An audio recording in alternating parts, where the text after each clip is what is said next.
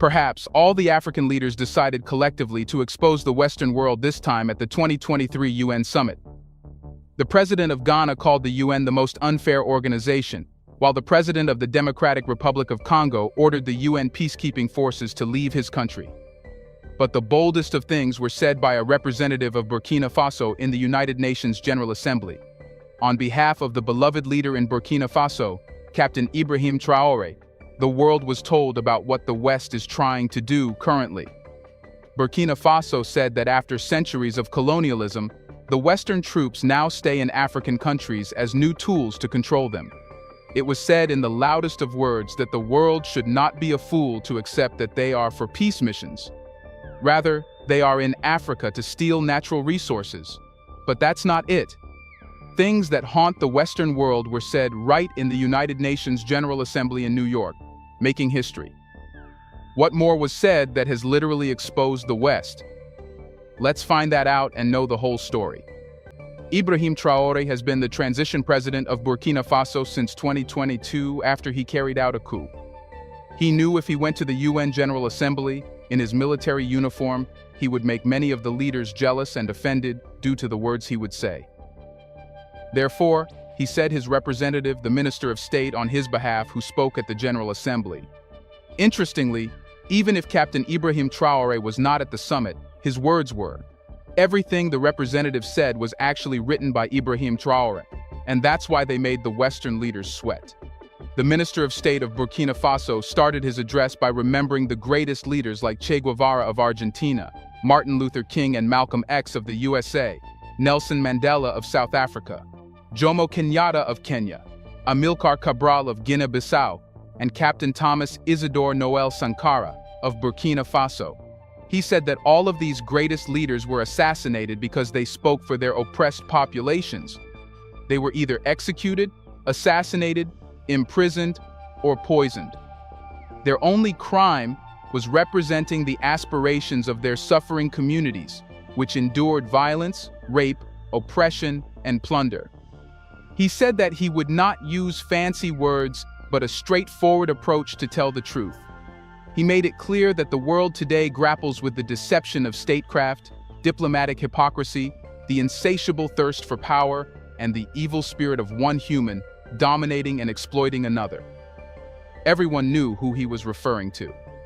When every Western leader expected the Minister of State of Burkina Faso to talk about the so-called better world, he talked about the grim realities. He said that each year, speeches brimming with promises and commitments are heard, yet the gap between words and actions concerning the UN Charter's principles, justice, equality, dignity, integrity, self-determination, state sovereignty, territorial inviolability, and adherence to international law continues to widen.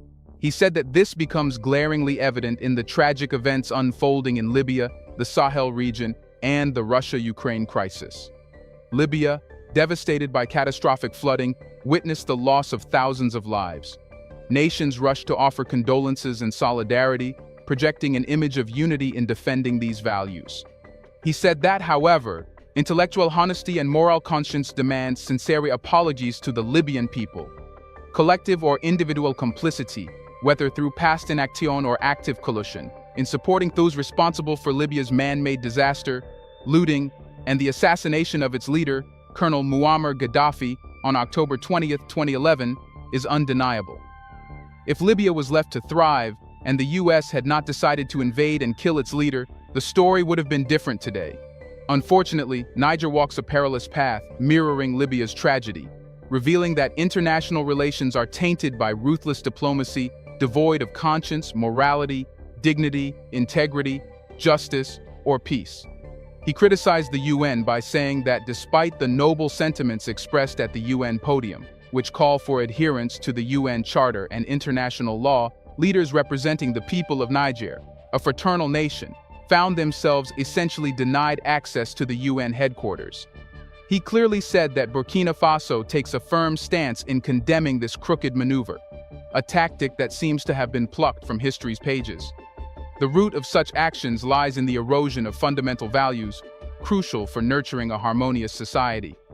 He continued and said that the United Nations must remain impenetrable to manipulation by any nation. In saying this, he exposed the fact that the UN has been used as an instrument in the past by powerful nations like the US to disturb world peace. He acknowledged that unfortunately, a small group of people in the African continent have opted to subject it to humiliation through their reckless governance. He stressed the fact that together, Africa can unite in fraternity and solidarity, preventing imperialists from setting Niger ablaze, much like the tragic events in Libya. Hence, Burkina Faso said it loud and clear that ECOWAS, the African Union, and the United Nations must transform authentic people-centric organizations. This transformation should go beyond serving as tools wielded by a minority of heads of state to destabilize fraternal nations through the assassination of their leaders. Coming toward the Ukraine-Russian war crisis, Burkina Faso said that the conflict persists, driven by vested interests. Several Western nations, notably the United States and the European Union, have provided substantial military support to this conflict. Ukrainian civilians are being prepared, with some even operating tanks depicted as patriots in this conflict. However, instead of adding fuel to such a fire, the UN could act as a responsible mediator and end the war. Exposing the true intention of the West, he said that much like the earlier conflict, Mali, Nigeria, and Burkina Faso grapple with wars imposed upon them under the guise of combating terrorism, resulting in widespread terror and destruction.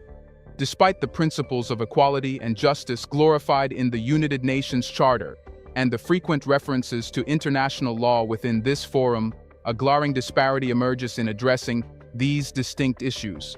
Take, for instance, Burkina Faso, where civilian populations face deadly incursions and monstrous terrorist attacks.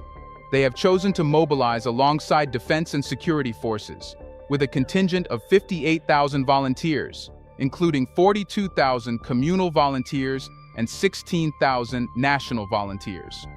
All operate under the guidance and orders of the defense and security forces, strictly adhering to regulations aimed at safeguarding lives and property. If Burkina Faso can ensure proper order, why can't the United Nations?